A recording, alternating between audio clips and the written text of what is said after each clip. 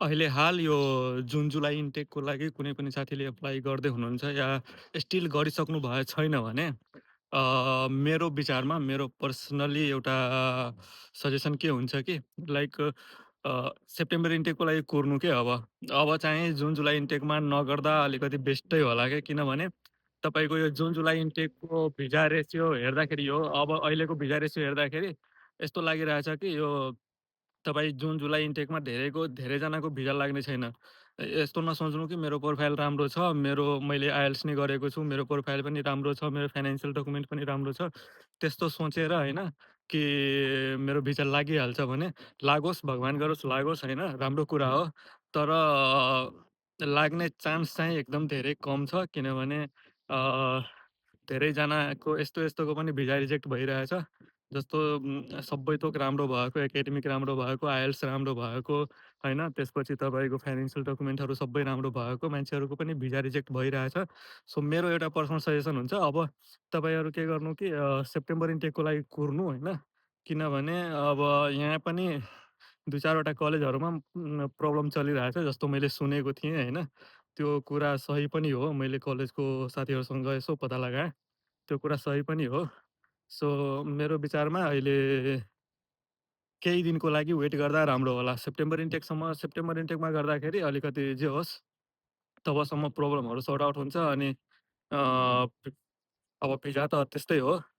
तर अलिकति अहिलेको भन्दा अलिकति राम्रो भिजा रेट हुन्छ जस्तो लागिरहेछ मलाई होइन। सो सेप्टेम्बर इन्टेकसम्मको लागि कुर्नु भयो भने मेबी चान्स चाहिँ अलिकति राम्रो हुन्छ अनि तबसम्म तपाईँहरूले के गर्न सक्नुहुन्छ कि अब अहिलेको सिचुएसन हेर्दाखेरि आइएल्टिएस पर्दैन हुन त यहाँ आउनको लागि प्राइभेट युनिभर्सिटीहरूको लागि। तर अहिलेको सिचुएसन हेर्दाखेरि अब आफ्नो एकाडेमिक्सहरू राम्रो छ भने ठिकै छ आइएल्टिएस नत्र पिटी केही अब तपाईँलाई के सजिलो हुन्छ गर्दा हुन्छ है। किनभने अहिले अब किन इङ्ग्लिस मिडियममा भइरहेछ अरे, कलेजहरू सबै इङ्ग्लिस मिडियममा छ होइन।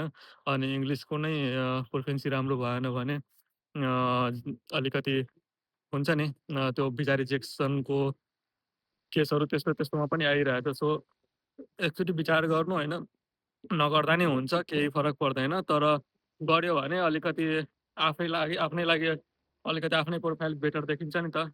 अनि त्यही भएर सकेसम्म कोसिस गर्नको लागि किनभने अहिले सेप्टेम्बर इन्टेकको लागि गर्नुहुन्छ भने अहिले तपाईँसँग धेरै नै टाइम छ नि त। अनि त्यति बेलासम्म त भ्याउ छ, नभ्याउने होइन।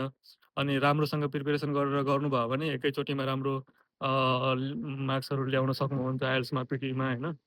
सो गर्नु एकचोटि हेर्नु होइन, सेप्टेम्बर इन्टेकको लागि गर्नुहुन्छ भने अब जुन जुलाई इन्टेकको लागि गरिसक्नु भएको छ भने बेस्ट अफ लक होइन। अब के भन्न सकिन्छ, राम्रोसँग आफ्नो डकुमेन्टेसनहरू राम्रोसँग प्रिपेयर राख्नु, भिजा लागोस् है सबैजनाको। अब त्यही हो, तर अहिले भिजा रेसियो एकदम धेरै कम छ। मेरो भिडियोहरूमा पनि आइरहेको थियो, दाइ यस्तो राम्रो प्रोफाइल थियो मेरो, मैले प्रिपेरेसन यति राम्रोसँग गरेको थिएँ, त्यही पनि भिजा रिजेक्ट भयो भनेर कमेन्टहरू आइरहेको थियो। सो मैले यसो सोधपुछ गरेँ होइन, हेरेँ यहाँको सिचुएसनहरू अनि त्यो हिसाबले त अहिले नगर्दा नै बेटर होला जस्तो लागिरहेको थियो मलाई है। सेप्टेम्बर इन्टेकसम्मको लागि कुर्नुभयो भने अलिकति जे होस्, अहिलेको भन्दा रेसियो राम्रो हुन्छ होला सेप्टेम्बर इन्टेकसम्म भनेर मलाई विश्वास छ है। सो त्यही हो, त्यति बेलासम्मको लागि वेट गर्दा अलिकति बेटर होला है। हस् त।